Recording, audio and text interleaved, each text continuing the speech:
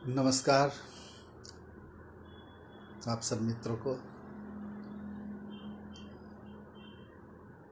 जन सुलभ और अर्पण कुमार को धन्यवाद। रेणु जी की पुण्यतिथि पर इस कार्यक्रम में मुझे याद करने के लिए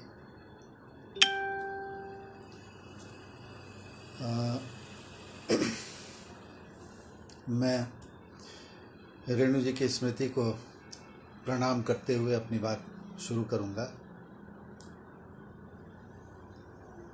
कथा साहित्य में, हिंदी कथा साहित्य में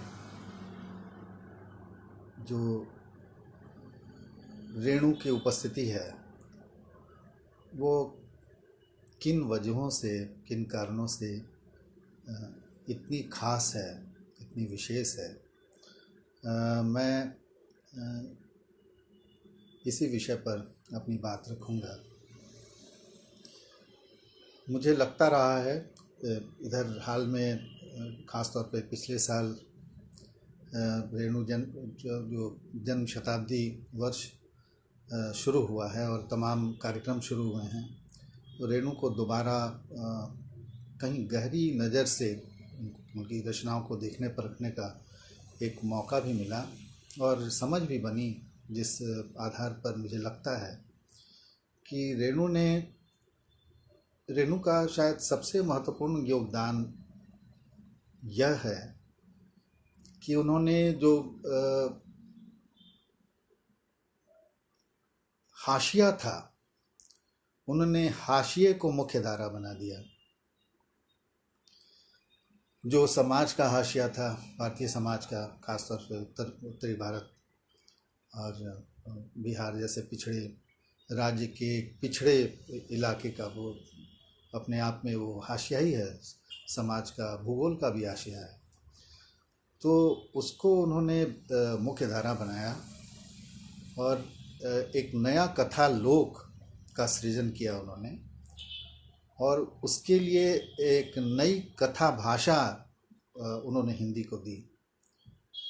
और यह सब करते हुए जो एक अपूर्व चीज़ दिखाई देती है उनकी रचनाओं में, वह है वो अनवरत जो रस सृष्टि है उनके यहाँ, वह कहीं और देखी नहीं गई। और वह भी कहाँ, वो दुख, दैन्य और अभाव से जूझते इलाके में जो लोग हैं, उनके जीवन से कैसे रस निचोड़ कर वो हम पाठकों तक लाते हैं, यह सचमुच बहुत ही विस्मयजनक है। मुझे याद आता है उनकी एक कहानी है, बीमार की दुनिया। उस कहानी में वो एक बंगाली पात्र है वीरेन, उसके मुख से रेणु कहलवा रहे हैं, लेकिन लगता है कि जैसे रेणु ही बोल रहे हैं कि मैंने ज़िंदगी को आपके जेम्स जॉयस से अधिक पहचाना है। हमारी ज़िंदगी हिंदुस्तान की ज़िंदगी है।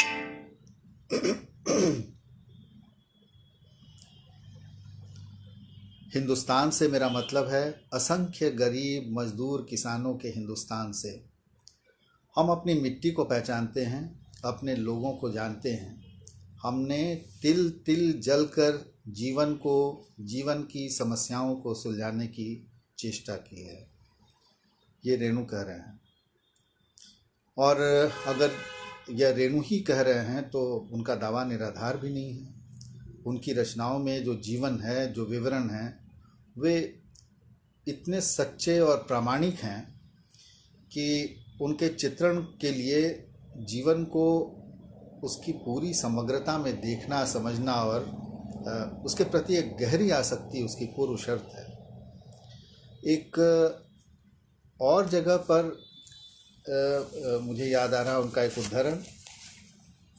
वो कहते हैं किसी इंटरव्यू में कि मैंने रात में भैंस चराया है। मैंने उनका जो जीवन है, किस तरह का जीवन उन्होंने जिया, कितनी विचित्रताओं और स्पंदन से भरा एक उनका जीवन रहा, तमाम तरह के उतार चढ़ावों से भरा। कि मैंने रात में भैंस चराया है, रात में पानी में भीगकर मछली का शिकार किया है, जाड़े की भोर में 3 बजे ही उठकर तीसी के फूले हुए खेतों में बटेर फंसाया है।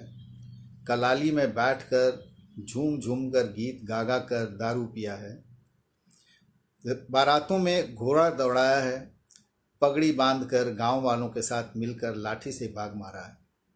ये इतना अकुंठ और स्पंदित जीवन, इसी की गूंज और इसी की थरथराहट रेणु जी की रचनाओं में लरज रही है। और रचनाओं में जो लालित्य है, जो स्थानिकता का, लोकल का, जिसको कहते हैं लोकल, वह उनका स्वयं जिया हुआ है। और इसीलिए रेणु जो लिखते पढ़ते हैं उसमें कहीं कुछ भी ऐसा नहीं है जो उन्होंने खुद से देखा या भोगा न हो। ये एक बहुत खास बात है रेणु के बारे में। उनकी कहानियाँ जो हैं, उनकी हर कहानी रेणु जी की इसी लोकल से निकलती है, इसी एक स्थान विशेष से निकलती है। और उनमें एक कौंध है जिसमें एक अलग जीवन सत्य का साक्षात्कार होता है।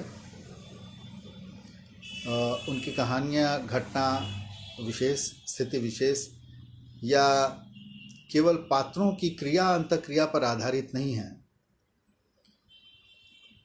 और उसी रूप में याद नहीं रहती, बल्कि नए एक जीवन बोध के रूप में हमारे अनुभव और स्मृति का वो हिस्सा बन जाती हैं। ये रेणु की रचनाओं की खूबी है।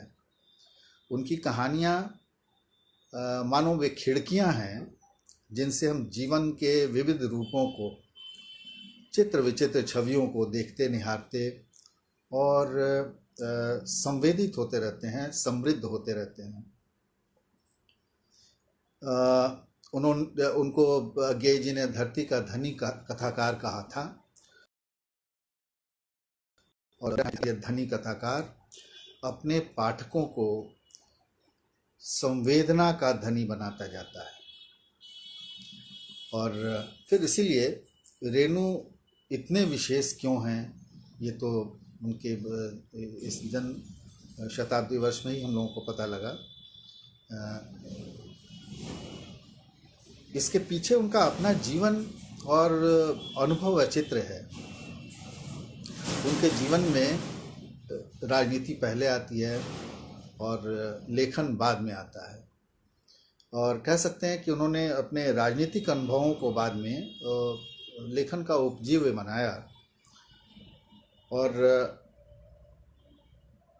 जो उन्होंने रचना के लिए जो संवेदना अर्जित की, जो एक उसको कह सकते हैं जो संवेदना, पूरी जो जीवन दृष्टि है उनकी, वो राजनीति के प्रिज्म से गुजरती है। और उनकी कलम जो है फिर वो विविध वर्णी छटा बिखेरती है जीवन की। प्रकृति और परिवेश की जो सन्निधि है वो जीवन के अभावों, दुखों और संघर्षों से वो पार पाने का हौसला तो देती ही है। अरूप अथवा विरूप के प्रति भी जो हमें आमतौर पे जो हौसला तोड़ने वाली जो चीज़ें हैं, जो स्थितियां हैं, उनके प्रति भी एक सौंदर्य बोध का सृजन कराते हैं रेणु। नहीं तो आप देखिए कि ऐसे विपन्न, परित्यक्त और कभी प्रकृति तो कभी समाज की मार सहते, एक प्रकार के अनस्तित्व में जीते पात्र जो हैं उनके, वो हिंदी के कथाकाश में इस प्रकार नक्षत्रों की तरह कभी जगमगा सकते क्या? ये तमाम पात्र उनके याद किए जा सकते हैं। हरगोविंद, सिचरन, पचकौड़ी, मोहना, हीरामन, हीराबाई और नैना जोगिन और रसूल मिस्त्री, ये तमाम पात्र वो एक प्रकार के नॉन एग्जिस्टेंस में जिसको कहते हैं, वो अपना जीवन बसर करते हैं। लेकिन उनके बारे में जानते पढ़ते जो कथाकार उनके बारे में जो आख्यान रचता है, उसमें ऐसी रस सृष्टि है जिसकी बात मैंने की कि आप उससे उसकी एक बूंद से भी अपने को विरत रखना नहीं चाहते। रेणु के लेखन की उनकी जो कहानियों की ताकत है, ये सबसे बड़ी ताकत। और इसीलिए जैसे पात्र रेणु जी ने हिंदी कहानी को दिए हैं वो बहुत विरल हैं। वो वैसे पात्र बहुत कम दिखाई देते हैं जो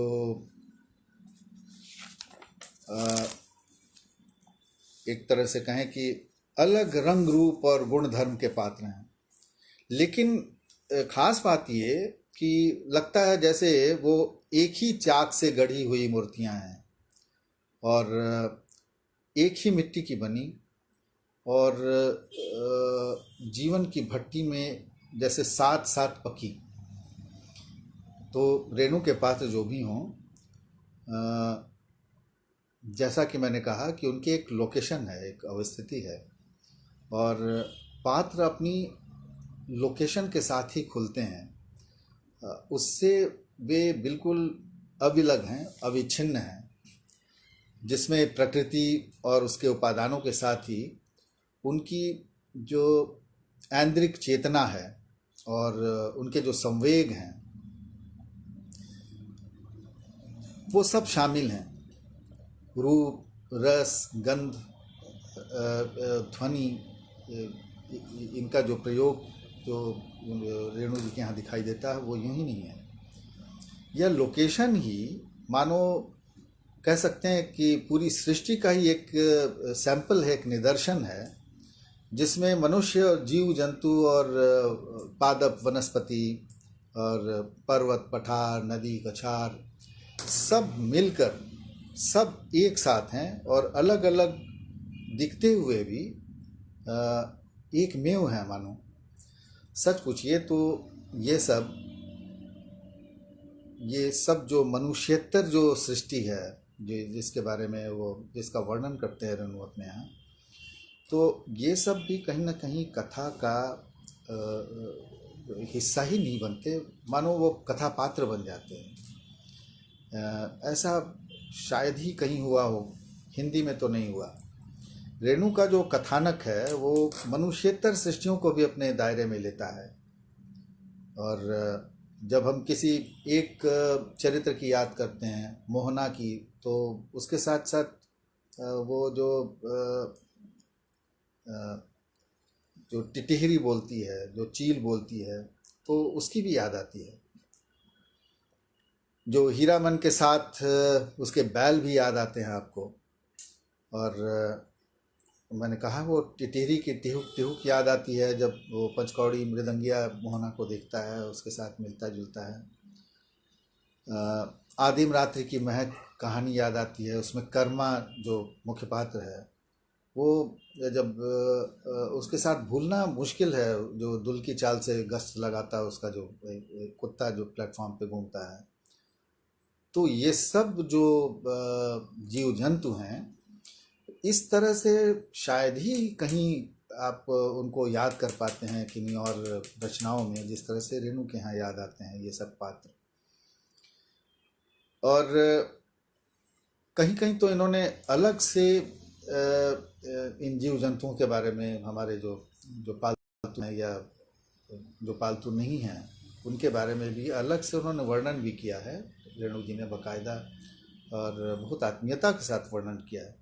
एक कहानी याद आती है उनकी, जो पहलवान की ढोलक है, उसमें वो कुत्तों के बारे में बताते हैं कि कैसे कुत्ते जो हैं रात भर वो दिन भर तो राख के घूरे पे, बुझी हुई राख के घूरे पे सोए रहते हैं, और रात में फिर इनकी हलचल शुरू होती है।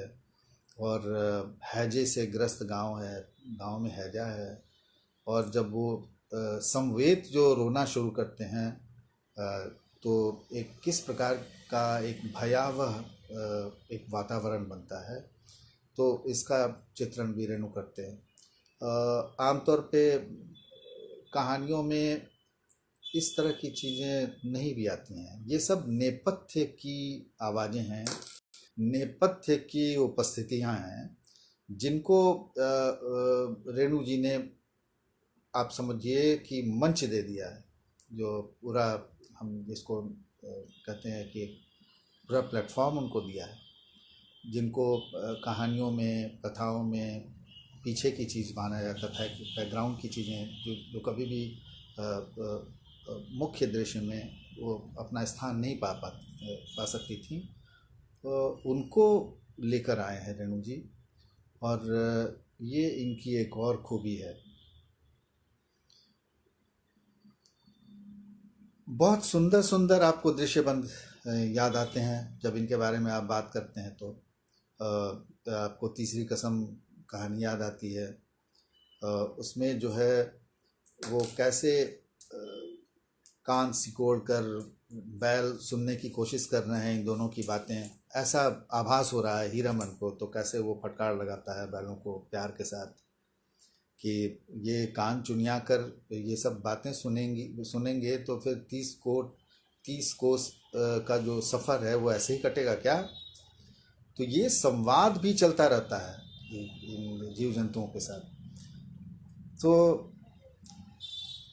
ये अब वही हीरामन के जो बैल हैं वो उसके इतने वफादार हैं कि वो बाघ गाड़ी की सवारी करने को भी तैयार हो जाते हैं। वो उसे निकल कर लेकर भाग भी खड़े होते हैं जब ज़रूरत पड़ती है, जबकि दोनों बैल साथ साथ बंधे हुए हैं। और कैसे कैसे वो पुलिस के चंगुल से बैल ही उसको छुड़ा लेते हैं। तो ये एक और मैं लोभ संवरण नहीं कर रहा हूँ। ये एक आदिम रात्रि के महक में जब एक कुत्ता जिसको बाकायदा वो कर्मा ऑब्जर्व करता रहता है कि यह कुत्ता क्या क्या शैतानी कर सकता है, किसी का जूता उठा के ले जा सकता है क्या, उसको जूता खोर कुत्ता कहता है। वो जूता उठाने वाला या जूता ले भागने वाला कुत्ता।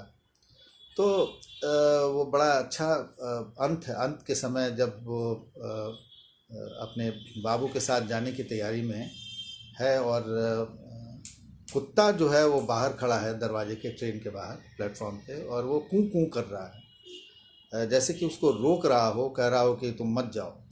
और कर्मा उतर भी आता है। यहाँ पर मतलब ऐसे दृश्य में एक कुत्ते की उपस्थिति आपको बहुत चौंकाती है, लेकिन आह्लादित भी करती है। तो रेणु जी इन चीज़ों में उनको महारत हासिल है। आपको वो इसी तरह से जगह जगह पर मतलब चौंकाते हैं और विस्मित करते हैं, जिसकी आप कल्पना नहीं कर सकते। उन चीज़ों को लाकर वो खड़ा कर देते हैं आपके सामने। तो ये जो कथाकार जो रेणु है, उनकी जो मनुष्यों का जो पशु जगत से एक लगाव है, जो एक प्रीति है, उसका बखान करते हैं वो, उसका आख्यान रचते हैं रेणु। ऐसा कभी देखने सुनने को नहीं मिला। तो रेणु के बारे में जो बात करें हम, रेणु की कहानियों के पात्र और उनकी भौतिक और अभौतिक दशाओं के साथ उपस्थित होना। रेणु के पात्र सिर्फ अपनी भौतिक जो स्थिति है, जो एक इसको कहते हैं फिजिकल, या एक उनका जो रहन सहन है, जो काम काज है, तो वो तो सामने है। लेकिन उनकी एक जो जिसको कहते हैं ना, जो नॉन फिजिकल प्रेजेंस है, वो बड़ा महत्वपूर्ण है, जो दिखता नहीं है लेकिन वो कहानी में है। जो जो जो जो उनके पात्र हैं, उनकी मनोदशा, उनकी आस्था, उनका विश्वास, वो किन प्रथाओं में या किन प्रकार की रूढ़ियों में बंधे हुए हैं, ये सब अपनी सब जो जो प्लस माइनस हैं, उन सब के साथ वो आके खड़े होते हैं। वे अपने अभावों, संघर्षों, आकांक्षाओं और उपलब्धियों के अलावा अपनी आदतों और, जैसा कि मैंने कहा, विश्वास और परंपराओं के साथ उसके समक्ष, पाठक के समक्ष उपस्थित होते हैं। तो दुनिया में बहुत कम लेखक ऐसे होंगे जिन्होंने इस बहाने पात्रों की सांस्कृतिक निर्मिति को उभारा होगा, वह भी कथा कहने के एक सामान्य नियम के तहत। ऐसा नहीं कि अपवाद स्वरूप कहीं कोई चीज़ें आ गई, नहीं, वो लगभग एक नियम के साथ ये चीज़ें आती हैं। कोई एक पात्र आता है तो आपको पता चल जाता है कि उसकी सोच क्या है, उसकी मनोदशा क्या है। तो वो सिर्फ उसके पहनावे और उसकी भाषा में ही वो बात नहीं आती। तो ये जो कहते हैं ना कि एक विशेष जो लोकेशन है, जो अवस्थिति है, उसी में यह सब संभव होता है। जो फौरी तौर पर जो सभ्यता के विकास में पिछड़ गई या छूट गई कोई जगह है, देहात, जिसे हमारे बड़े बड़े कुछ नेताओं ने तंगहाली और तंग नजरी और जहालत का केंद्र बताया था, वहाँ से ये अनगढ़ से हल्के फुल्के से और जो पात्र और चरित्र जो ले आते हैं रेणु जी, लेकिन जो अपने औदात्य से और अपनी निस्वार्थ चेतना से और सुबुद्धि से पाठक को विस्मित कर देते हैं। यही है जो अज्ञेय के शब्दों में, यदि रेणु धरती के धनी लेखक हैं तो ये जो पात्र हैं ये धरती के धनी पात्र हैं। ये पात्र भी धरती के धनी पात्र हैं और शायद इसीलिए इन्हीं पात्रों की वजह से रेणु धरती के धनी लेखक हैं। एक विशेष बात ये कि ये पात्र अपना दुखड़ा नहीं रोते। आम तौर पे आप देखिएगा रेणु जी की कहानियों में जो अभावों से, वंचना से जो जूझते पात्र हैं, वे प्रायः बहुत वाक्पटु हैं और उनमें प्रत्युत्पन्न मति है। वे चीज़ों पर और घटनाओं पर और व्यक्तियों पर वो बहुत ही व्यंजक प्रतिक्रियाएं देते हैं। वे लोगों का ही नहीं, वो खुद अपना भी मजाक बनाते हैं और उन्हें मालूम पड़ता है जैसे जीवन में एक लय की तलाश है, एक संगति की तलाश है। और ये लय भंग, जिसको कहते हैं ना, लय भंग से जूझते हैं पात्र हैं रेणु जी के। जो पचकौड़ी है, हरगोविंद है जैसे पात्र, जैसे वापस जीवन की जो महालय है उससे ये जुड़ने की कोशिश कर रहे हैं।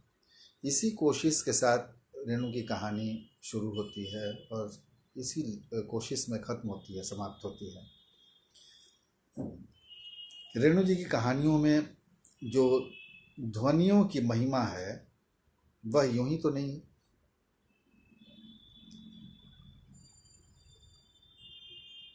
कहानियों में इसके चलते जो एक सांगीतिक प्रभाव मिलता है, कहानी में जो एक काव्य का ऐसा विरल गुण जो इसके पहले शायद ही देखा गया हो, ये ध्वनि संकेत कहानी में अर्थ संप्रेषण की एक युक्ति के रूप में ये सामने आते हैं। और दूसरी ओर अगर देखें तो जैसे बेसुरे जीवन को ये जीवन के महासुर से जोड़ते हैं, उसको राग निबद्ध करते हैं।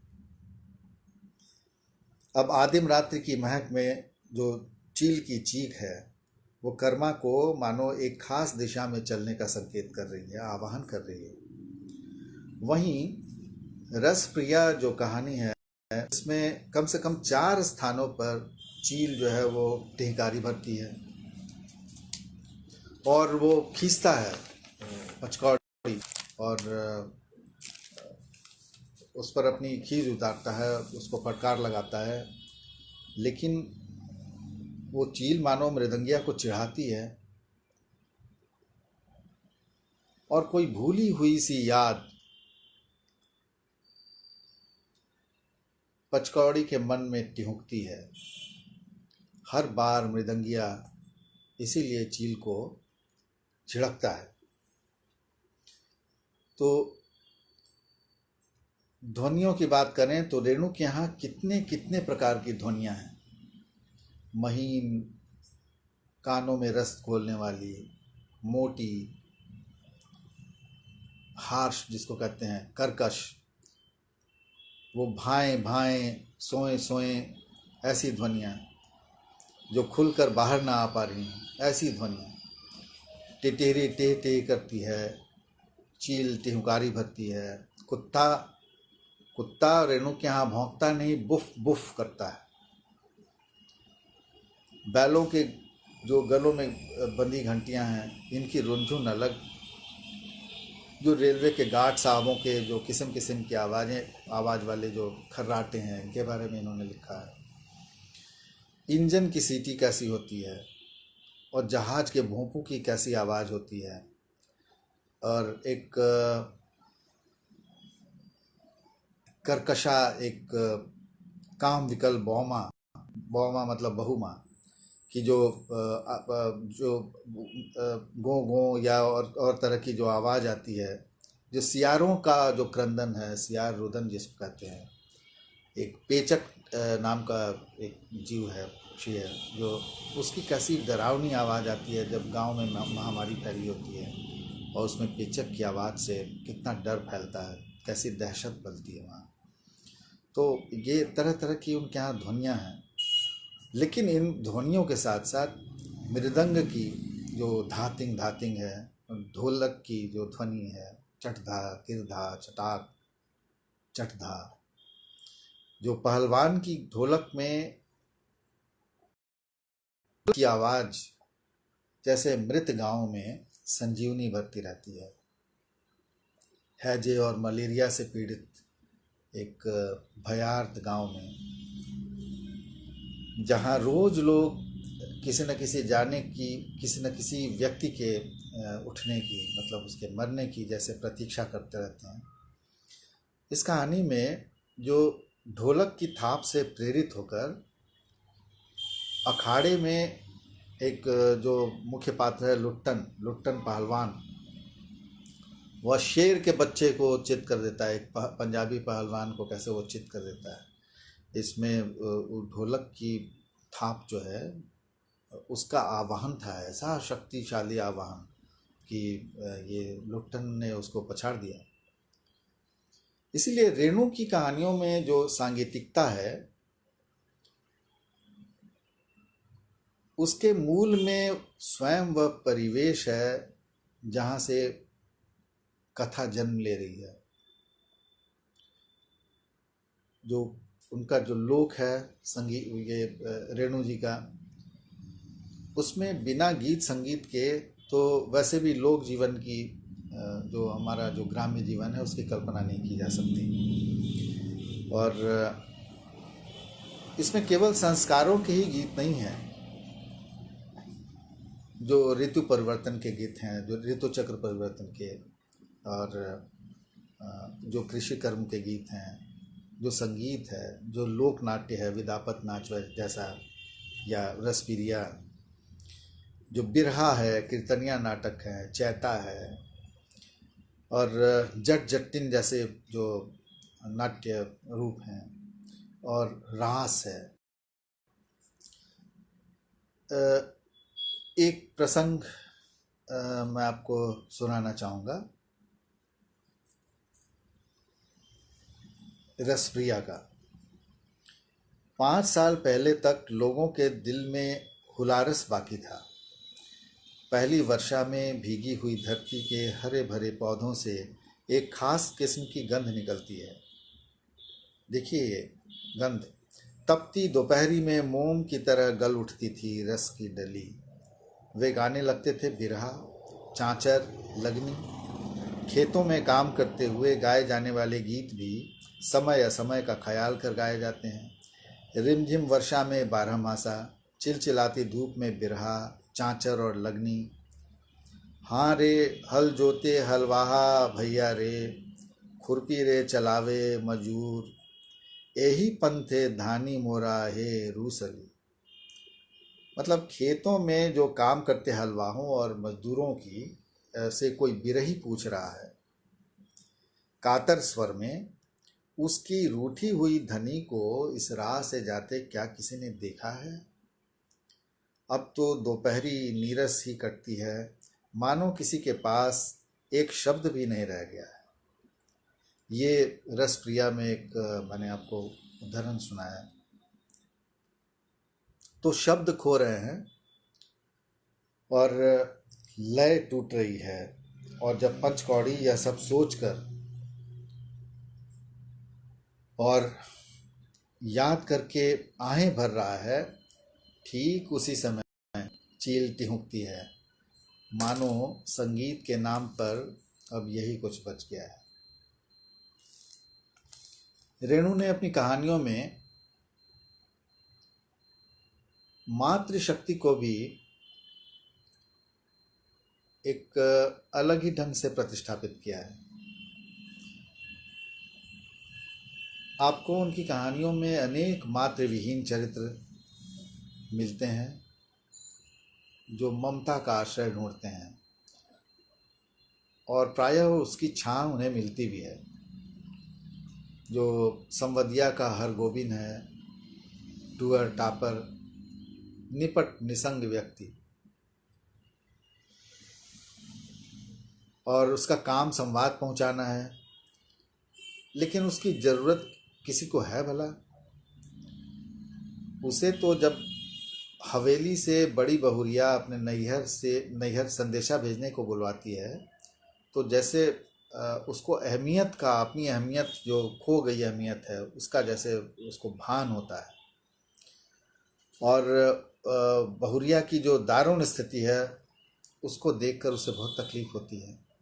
दूसरी ओर वह यह सोचता है कि अकेली उपेक्षित बहुरिया अगर नैहर चली जाएंगी तो गांव से लक्ष्मी चली जाएंगी, पूरे गांव की बदनामी होगी सो अलग। तो वह चाह कर भी असल संवाद नहीं पहुंचा पाता।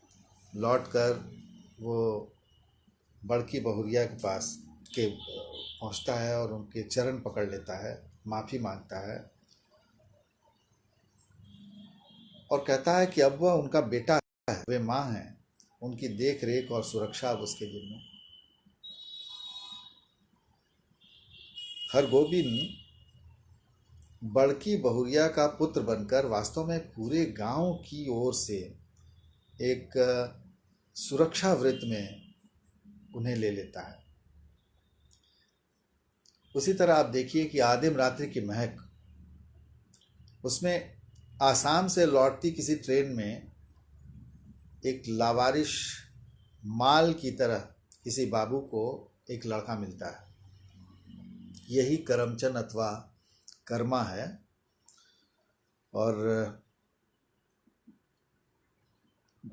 ये बाबुओं के साथ स्टेशन दर स्टेशन घूमता कहीं ना कहीं अपने मूल की तलाश में भी रहता है कि वो कौन है और वो कहाँ से आया है, उसके माता पिता कौन होंगे।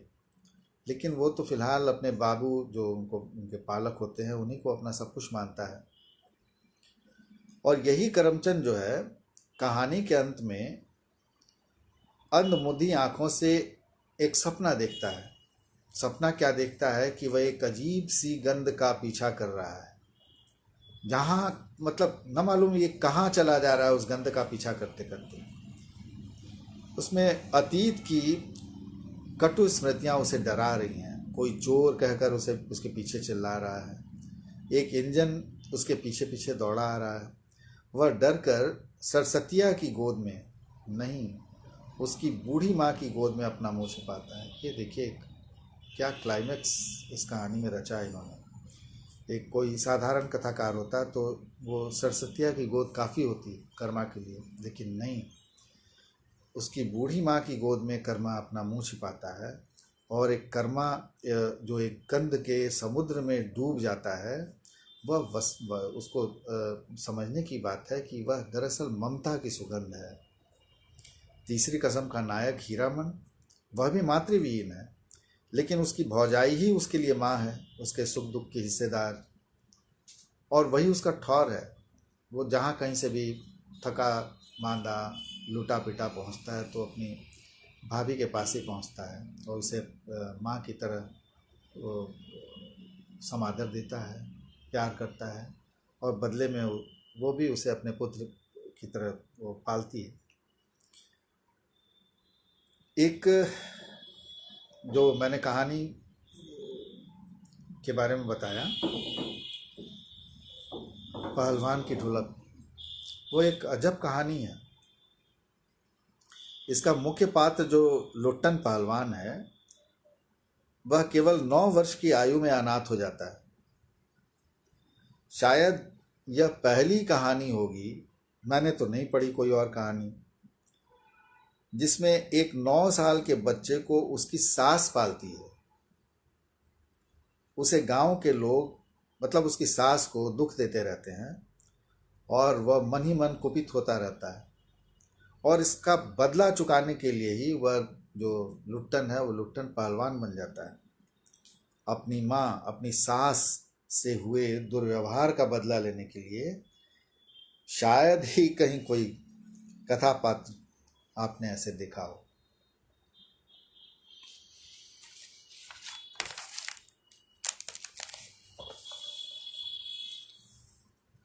एक जो मैंने शुरू में बात की थी, रेणु का जो अनुभव वैचित्र है, उनका अनुभव लोक जो है बहुत व्यापक है, और तमाम तरह की विडंबनाएं भी हैं उसमें। संघर्ष से तपे हुए हैं रेणु, वो राजनीति में भी हैं। परिवार उनका ऐसा कोई जिसको ये नहीं कह सकते कि वो अत्यंत निर्धन है, लेकिन वो सामान्य परिवार है, खाता पिता ही परिवार कहा जाएगा उसका, लेकिन सचेत और वो जागरूक परिवार है। स्वतंत्रता आंदोलन की जो गूंजें हैं उस इलाके में, वो सबसे पहले उस परिवार को सुनाई देती हैं, और इसी तरह के परिवेश में रेणु का पालन पोषण होता है, बढ़ते हैं आगे, और धीरे धीरे कैसे उसमें वो स्वतंत्रता आंदोलन के प्रति वो आकृष्ट होते हैं। वो जेल भी जाते हैं 42 के आंदोलन में। और रेणु संभवतः अकेले साहित्यकार हैं जिन्होंने जीवन में 3 क्रांतियों में हिस्सा लिया। सन 42 की क्रांति, फिर 1950 में नेपाली क्रांति, जिसमें उनकी बहुत, जिसको कहते हैं कि सघन जुड़ाव था, हिस्सेदारी थी। और फिर वो 74 आंदोलन की जो संपूर्ण क्रांति, जयप्रकाश जी की। तो रेणु की रचनाओं में जो उनका कहन जो है, उसमें जो जिसको कहते हैं ना उक्ति वैचित्र, जिससे पाठक चमत्कृत होता रहता है, वह निश्चय ही उनके अनुभव वैचित्र से ही आया है। वे कथा ही नहीं बुनते, नए पद भी गढ़ते चले जाते हैं। हिंदी कथा साहित्य को उन्होंने दर्जनों नए विशेषण दिए, क्रिया विशेषण, क्रियापदों से समृद्ध किया। एक देखिए, एक जगह वो कहानी में ही कहते हैं, कहानी की भाषा के संदर्भ में इसका बड़ा महत्व है।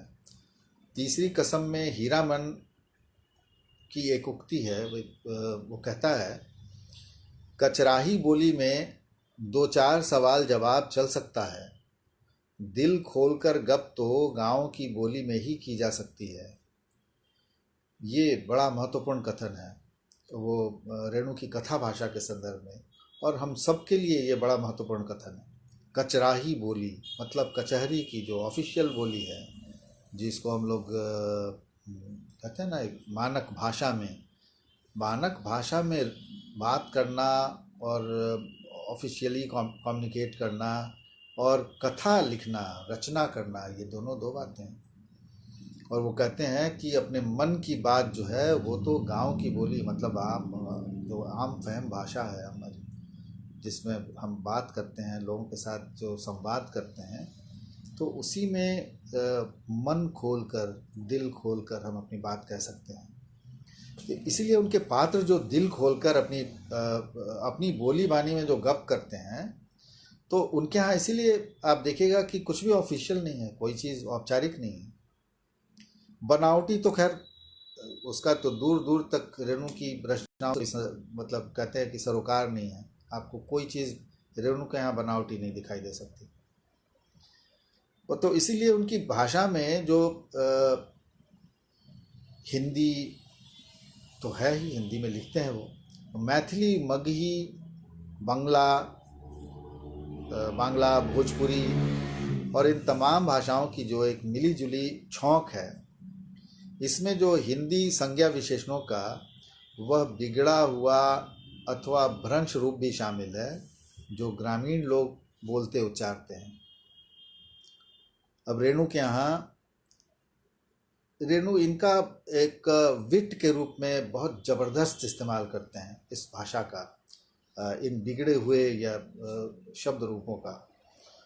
और इसलिए रेणु के यहाँ जो एक दुर्दमनीय विट है, जो दुस्सह स्थितियों में भी, कठिन से कठिन परिस्थितियों में और भयंकर जिसको कहते हैं निरुपायता में भी, वह जीवन रस जो विट का, वो उनकी रचनाओं में छलकता रहता है। कभी यह परिस्थितियों की उपज होती है, तो कभी पात्रों का जो निश्चल व्यवहार है उसका नतीजा होता है। यह विट जो है रेणु की कहानियों में दुख के कलुष की छाया नहीं पड़ने देता, वह उन्हें रससिक्त बनाए रखता है। जो शुरू में ही मैंने कहा था, रेणु की कहानियों की सबसे खास बात है उनकी रचनाओं की अपूर्व रस सृष्टि। कथा रस पाठक को आरंभ से लेकर अंत तक आप्यायित करते रहता है। उनकी कहानियों में जो विवरण है वे भी ऐसे हैं जो उनके प्रत्यक्ष, जिससे उनका जुड़ाव है, उनके प्रत्यक्ष उन्होंने देखे सुने हैं, वो आत्मानुभूत विवरण है। जो जैसा है दृष्टि की परिधि में, वह वैसा ही दर्ज हो गया है। कथा में उसकी एक कलात्मक अभिव्यक्ति हो रही है। जीवन में यदि दुख दारिद्र्य है, भेदभाव है, हक तलफी है, वंचना है, तो कथा कहानी में भी वह है। मृदंगिया जैसी कहानी में भी जो सामाजिक भेदभाव है उसकी ओर इशारा है हल्के से, कि एक बहरदार ब्राह्मण के बच्चे को बेटा नहीं कह सकता। वो जब बेटा कहता है तो बेटा कहकर अपमानित होता है कि तुम, ब्राह्मण का बेटा उसको कहता है कि तुमने मुझे बेटा कैसे कहा। उसी तरह पहलवान की ढोलक में एक इस तस्वीर का दूसरा पहलू, कि जो दंगल जीत जाता है लुट्टन, तो जो राजा जो पहलवानी करवाते हैं वहाँ, राजा श्यामनंद, उसे लुट्टन सिंह पुकारते हैं। अब देखिए कि जब उनका ध्यान दिलाया जाता है कि भाई ये तो जाति का दुसाध है, इसको सिंह बुलाना ठीक नहीं है राजा साहब, तो राजा साहब कहते हैं कि भाई जो हो, लेकिन काम तो उसने क्षत्रिय वाला ही किया है। उसी तरह पंचलाइट एक अद्भुत कहानी है, मेरी सर्वप्रिय कहानियों में एक है पंचलाइट। वो ऐसी कहानी है जिसमें जातीय टोलों में बटा गांव दिखाई देता है। यहाँ मानो विभाजन के तीखेपन को कम करने के लिए उसे पाटने के लिए हास्य व्यंग का जबरदस्त इस्तेमाल रेणु जी ने किया है। जिस विट की बात मैंने की वह यहाँ प्रचुरता में है, शुरू से अंत तक गजब की वो कहानी है, गजब की व्यंजनाएं हैं उसमें, देखने को जगह जगह मिलती हैं।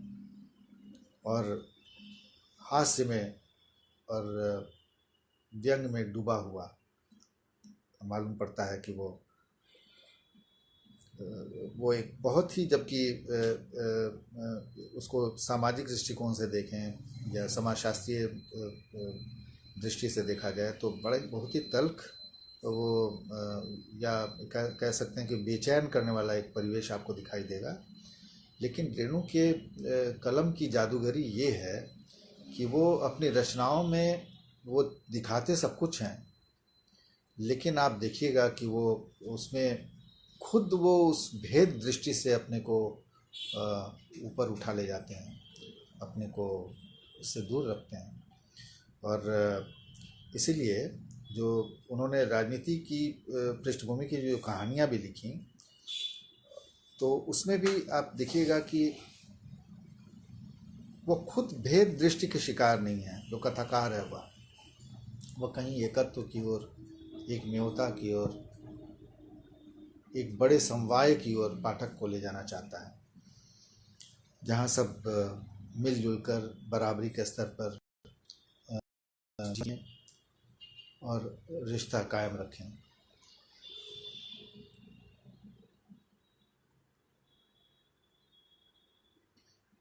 रेणु जी की कहानियों में खासी विविधता है।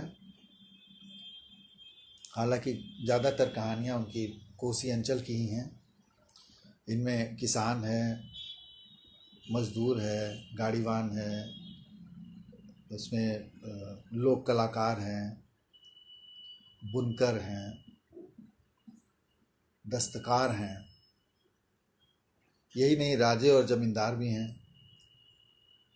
क्रांतिकारी हैं, नेता हैं और छुटभइये कार्यकर्ता हैं। जो गांव के जो कार्यकर्ता होते हैं, राजनीतिक कार्यकर्ता।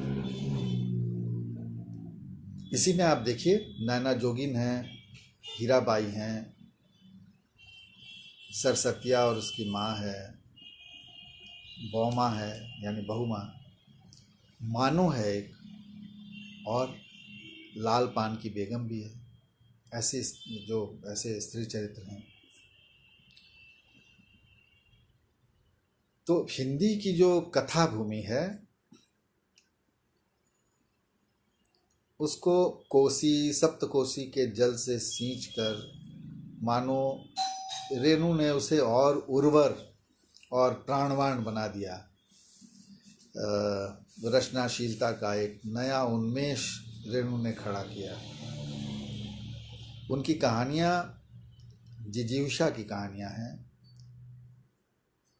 रस रंग और राग कहानियाँ हैं। उनके पात्र और उन पात्रों के कार्य व्यापार एक ही साजी चेतना की अभिव्यक्तियां हैं। उनके हृदय प्रेम और करुणा से भरे हैं।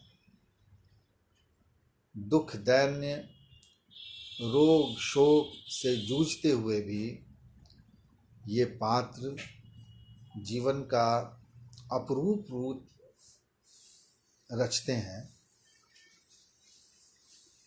अपूर्व एक सौंदर्य रचते हैं जीवन का और मानवीयता का प्रतिमान करते हैं। रेणु की कहानियों की ये सबसे बड़ी ताकत है। उनमें, उनकी कहानियों में, उनकी रचनाओं में जो एक ऊर्ध्वगामी चेतना है जो पाठक को मानो क्षुद्रताओं से मुक्त करती है, ऊपर उठाती है। और रेणु का लोक जो है, वो जो उनका जो कोशी क्षेत्र है, वो भले ही आपको ऐसा लगे कि वो दैन्य क्षेत्र है, लेकिन वह दरअसल एक चेतना दीप्त लोक है और उसके पात्र एक साझे सामूहिक चैतन्य के अंश हैं।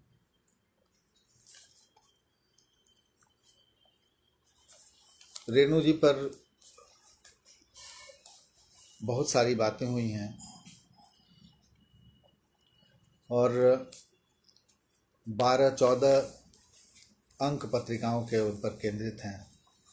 एक बहुत बड़ी बात है अपने आप में। और रेणु क्यों इतने विशेष हैं, अलग अलग ढंग से इन पर साहित्यिकों ने, आलोचकों ने, विचारकों ने, कथाकारों ने विचार किया है। मैं एक बात और कहकर अपनी बात यहाँ समाप्त करूँगा।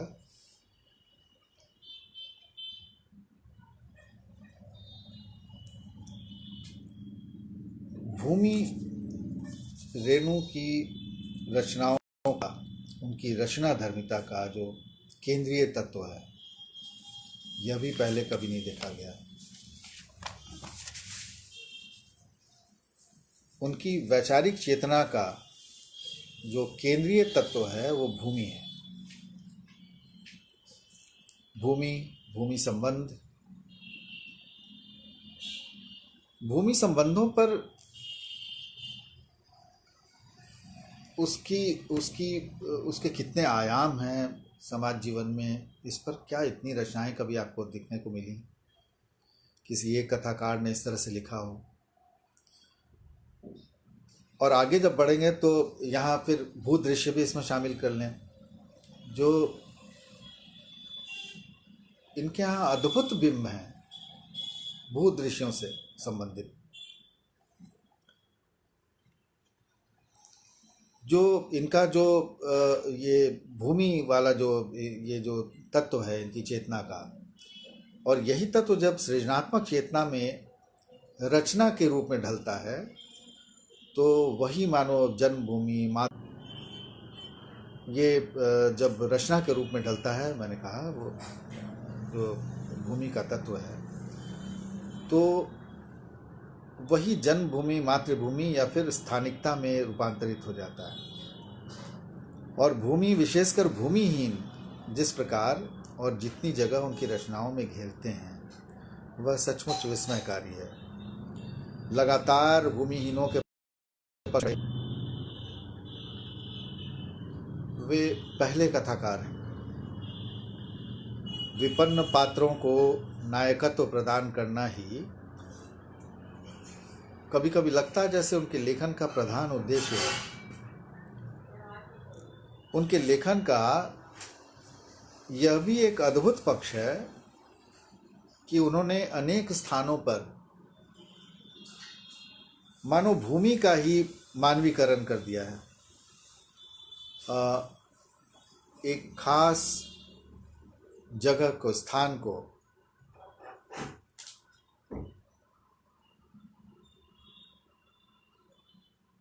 उन्होंने जैसे पात्रता प्रदान कर दी है। हिंदी में भूमि को लेकर एक मैं उदाहरण देखता हूँ। ऐसे बिंब शायद ही पहले कभी नहीं देखे गए, ये कहना पड़ेगा। देखिए क्या है।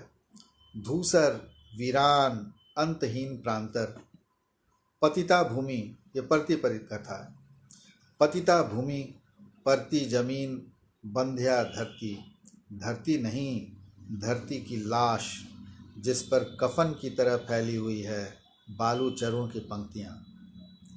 उत्तर नेपाल से शुरू होकर दक्षिण गंगा तट तक पूर्णिया जिले के नक्शे को 2 असम भागों में विभक्त करता हुआ फैला यह विशाल भूभाग, लाखों एकड़ भूमि जिस पर सिर्फ बरसात में क्षणिक आशा की तरह दूब हरी हो जाती है।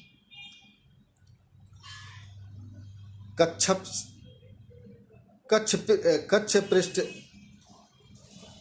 सदृश भूमि, कछुआ पीठा जमीन, तंत्र साधकों से पूछिए ऐसी धरती के बारे में, वे कहेंगे असल स्थान वही है जहाँ बैठकर सब कुछ साधा जा सकता है। कथा है, कथा होगी अवश्य इसी धरती की, इस धरती की भी कथा हो, व्यथा भरी कथा बंध्या धरती की।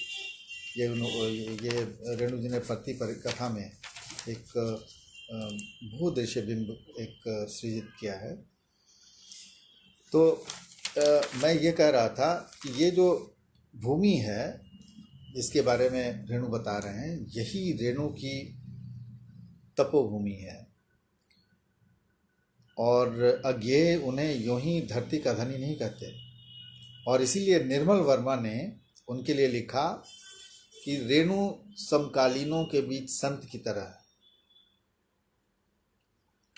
बिहार के छोटे भूखंड की हथेली पर उन्होंने समूचे उत्तरी भारत के किसान की नियति रेखा को उजागर किया। ये निर्मल वर्मा का कथन है। अब कभी कभी रेणु का औराही हिंगना आप देखिएगा कि वो तोल्स्तोय के यास्नाया पोलियाना जैसा प्रतीत होता है, जहाँ वे किसी साधक की तरह जमे रहे और जीवन के विविध जो रंग हैं वो देखते रहे और लिखते रहे। अब तोल्स्तोय की कौन सी विचारधारा थी? वे तो मानवतावाद के उस शिखर से दुनिया को देख रहे थे जहाँ से शेष विचार और विचारधाराएं नीचे की ओर आती हैं, निःसृत होती हैं। हर बड़ा रचनाकार विचारधारा के ऊपर होता है। देखिए रेणु खुद कह रहे हैं, मैं प्रतिबद्धता का केवल एक अर्थ समझता हूँ, आदमी के प्रति प्रतिबद्धता, बाकी सब बकवास। तो वास्तव में रेणु कमजोरों का पक्षधर होते हुए भी जीवन को उसकी समग्रता में देखने के आग्रही हैं। उनमें जीवन के प्रति जो गहरा अनुराग है, आसक्ति है, वो जीवन रस का एक एक बूंद अंतस्थ करना चाहते हैं।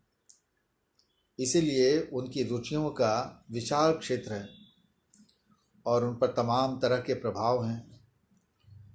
और बड़ी बात यह है कि इनके प्रति, इन प्रभावों के प्रति, इन स्थितियों के प्रति उनमें कोई निरुद्ध भाव नहीं दिखाई देता। उनके लेखन और जीवन संघर्ष को दृष्टिगत रखते यह कल्पना करना भी कितना कठिन है कि उन्हें कहा जाता है कि वे निजी जीवन और उठ बैठ और रुचियों में एक अत्यंत परिष्कृत व्यक्ति थे।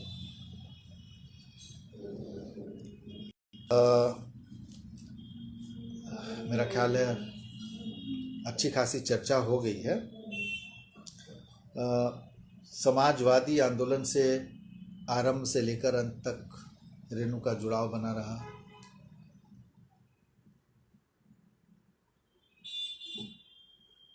अंत में जीवन का जो सिर्फ 56 वर्ष की आयु उनकी थी, लेकिन उनका जीवन सचमुच दीर्घ तपा जीवन था और उसमें उन्होंने जो हिंदी क्या कहना चाहिए, जो विश्व साहित्य को ऐसी अनमोल चीज़ें दी हैं कि वो हमेशा बनी रहेंगी अपनी जगह पर, उन्हें कोई हिला नहीं सकता। और उनका समाजवाद जो था, यदि समाज की बनावट के रेशे रेशे खोल देता था, तो उन पर जो विवेकानंद का प्रभाव था और जो रामकृष्ण परमहंस का प्रभाव था, तो वो उनका जो अद्वैतवाद था, उन्हें वह मतलब रेणु को तफरकों तक सीमित नहीं रहने देता। उन्हें देखिएगा कि भेद से अभेद की ओर ले जाता है। उनके यहाँ इसीलिए बड़े हृदय वाले क्षमाशील पात्रों की भरमार है। उनकी रचनाएं सच में मिट्टी और मनुष्य से मोहब्बत में पगी हैं। आप सबों को बहुत बहुत धन्यवाद। आपने मुझे सुना और जन सुलभ और अर्पण कुमार का भी मैं बहुत उन्हें धन्यवाद कहता हूँ, उनके प्रति आभार प्रकट करता हूँ। नमस्कार।